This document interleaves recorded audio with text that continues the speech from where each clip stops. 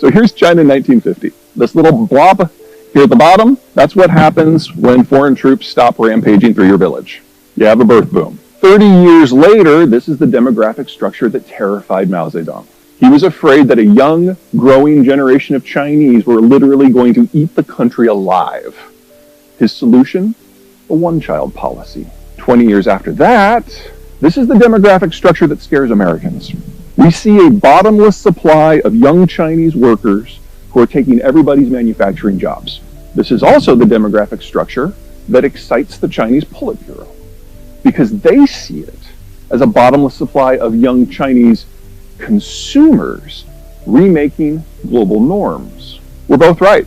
We were both right, because this is 20 years ago. Here's China today. Now, this is according to data from January of 2020. At that point, China was already the fastest aging society in human history, and it was aging towards oblivion at a rate we couldn't even consider possible until 10 years ago. According to this data, China by the year 2100 will have less than half the population it has today. Since then, the Chinese have started releasing bits and pieces out of their 10-year census. They now believe that they've overcounted their population in excess of 100 million people. The best guess that we have from what they have chosen to share is that the yellow bars don't even exist. If this is true, China's population will drop by half by 2050. Most of us are going to live to see the end of the Han ethnicity, much less the People's Republic. The question is, how does it go out? That's only one reason I'm really not bullish about the Chinese system. The Chinese import over 80% of their oil needs, and about 85% of that comes from the Persian Gulf. It is the single most exposed trade route on the planet. Now, the Chinese do have a lot of ships. Most of them would fit on this stage. Only about 10% of the Chinese ships can actually sail more than 1,000 miles from a friendly port, and the Chinese have no friendly ports outside of the PRC, which means they can't patrol that trade route. In the case of a war, a real war, the countries that have the capacity to destroy China as a modern industrialized country include, but are not limited to, India, Singapore, Thailand, Malaysia, Indonesia, Australia, Taiwan, the United States, and Japan. You put 2 destroyers in the Indian Ocean, 3 months later, the trucks stop running, 6 months later, the lights go out, and a year after that, they lose 500 million people from famine. The Chinese are utterly dependent on the world that the United States maintains in a globalized fashion. We go home, it ends. We are the single greatest ally and empowerer of today's China, and we've lost interest in globalization. There's a reason that the Chinese are sounding really desperate and really belligerent and really bitter. They know it's almost over. We recently struck a deal to provide them with some very cool military equipment. Now, publicly, what everyone seems to grab onto are those nuclear submarines, and I don't mean to suggest that those aren't sexy pieces of equipment, but we're also giving them air-launched cruise missiles. Maximum range of the existing Australian fighter bomber fleet with these cruise missiles can reach here. If they just launch them from their own terrestrial airspace, it reaches here. There's the Strait of Malacca.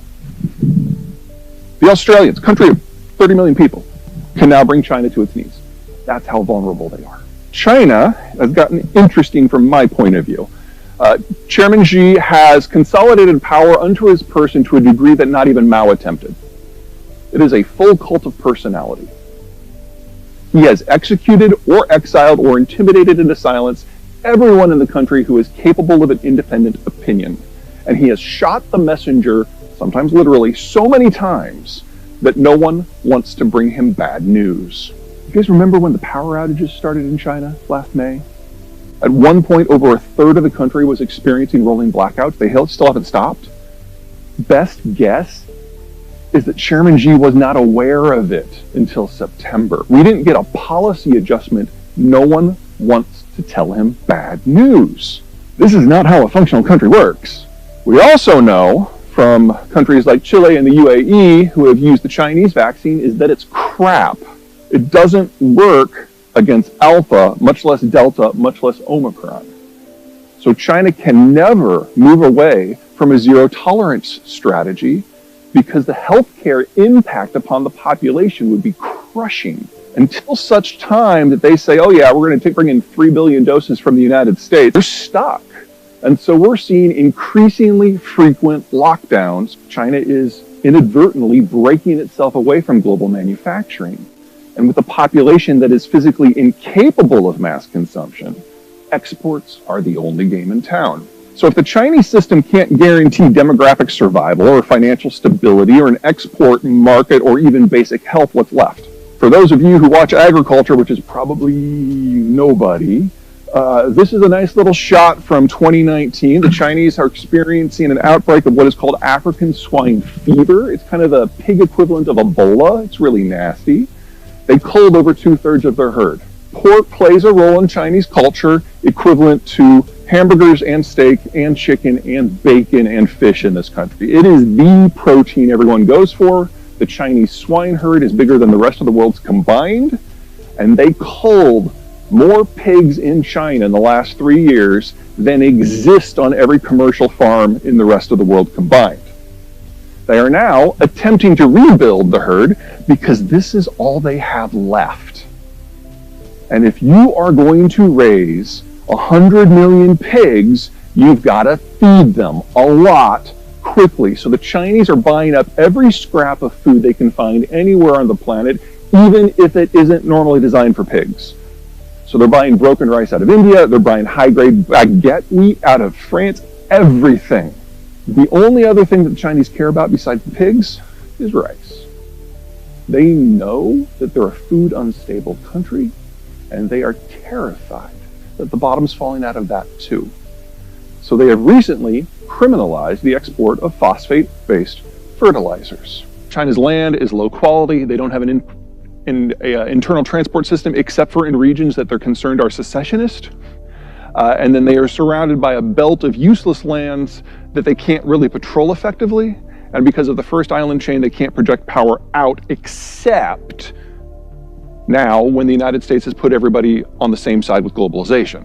So I see the overall geographic underpinnings of Chinese power being completely resting upon the United States nullifying their geographic disadvantages. And so the idea that if the Chinese think that they can move beyond economics as the basis for power, they really do have nothing left. I mean, the Chinese ethnicity, the Han, have been there for over 3,000 years, but they've only been able to be a united entity that is relatively secure in their borders for about 10% of that time, and half of that is under the American-led order. So if we remove economics from the equation, this ends a lot faster. Also, let's assume for the moment that China just wanted to displace us and use more or less our management system. They don't have the naval forces to get past the first island chain, much less secure the Persian Gulf energy routes. And let's assume that they could. Do you really think that, like the United States, they're going to fight wars in the Middle East so that their allies can access oil? No, that oil would be for them. So the guns and butter trade that we made with the world, they are not capable of doing.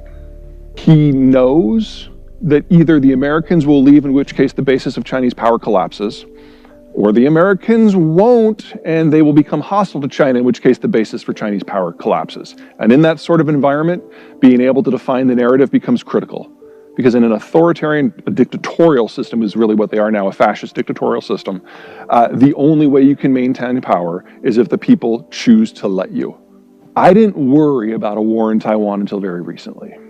The Chinese didn't have the naval capacity. Even if they did, they couldn't operate the semiconductor fab facilities. They were too advanced. The technology that actually makes TSMC run is from the United States. It requires American designs. And then they're still 5,000 miles from their energy source. Made no sense. Made, past tense. If the financial and the demographic and the trade and the agricultural system are all facing threat at the same time, there's something to be said about choosing the time and the place of the fight and writing the narrative.